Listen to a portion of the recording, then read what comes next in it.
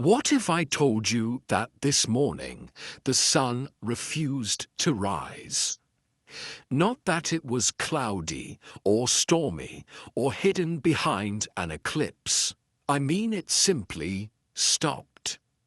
It hung there below the horizon, a cowardly ember, leaving the world trapped in a perpetual blue-black twilight. At 6:11 a.m., the light we take for granted, the rhythm that defines our very existence, failed. Most felt it as a deep, unsettling wrongness. Dogs barked without reason. Car alarms wailed into the unnatural dark. Neighbors gathered in the streets, their faces pale and confused in the gloom, staring east at a horizon that had betrayed them. I, Mira, felt it in my skin.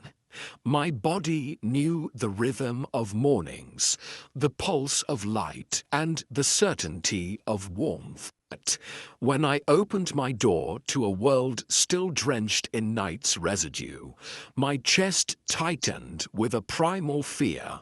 "It's not possible," I whispered, though a part of me knew that possible had just been erased. By 8 a.m., the faint glow remained fixed. Television anchors stammered about an unexplained atmospheric anomaly. I drove my ambulance through the eerie half-light, sirens off as we were summoned everywhere at once. Panic had set in, accidents multiplied. A woman on the sidewalk wept, not from injury, but because her memory of what a sunrise looked like was slipping away, like a dream upon waking. And that's when I noticed the true horror. My own memories weren't vanishing. They were altering. I could recall sunrises, but the details bent strangely. The warmth on my shoulders now felt cold in my recollection. The brilliant oranges and reds were repainted in muted, wrong colors. I realized with a hammering pulse, the world wasn't just missing a sunrise. The very idea of it was being rewritten. By midday, scientists mumbled terms like cosmic misalignment, but their voices cracked with uncertainty. Reason was losing to rumor. The city turned feral at the edges, looted shops, candles worth a fortune. I clung to my failing memory, a determined archivist of a lost world. That evening, or what passed for Itai, visited my mother. She sat calmly knitting by lamplight. When I asked if she remembered the sun rising yesterday, she frowned gently. "The sun has never risen, darling. Not once in your life." My heart plummeted. I argued.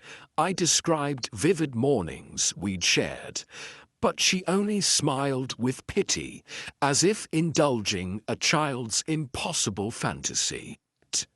The next day, it was the same with colleagues, friends, strangers. The sun had never risen.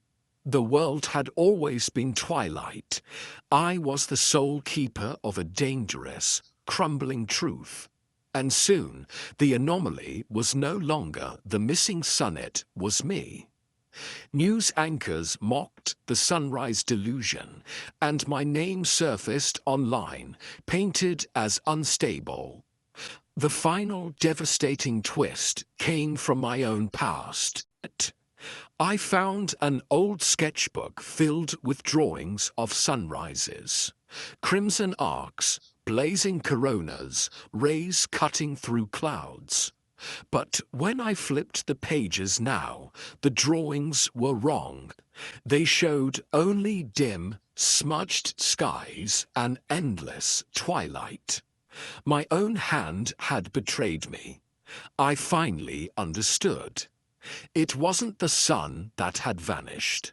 It was me.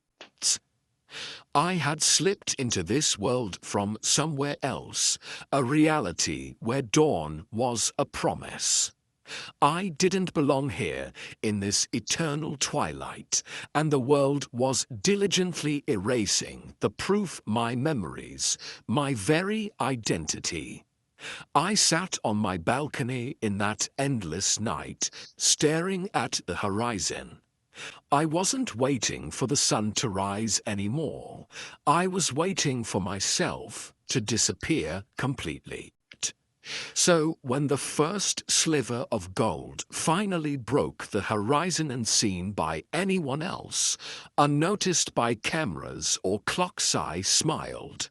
The sun hadn't risen for the world. It had risen only for me. One final act of mercy from a reality I once knew, a farewell gift before I faded. And then I was gone.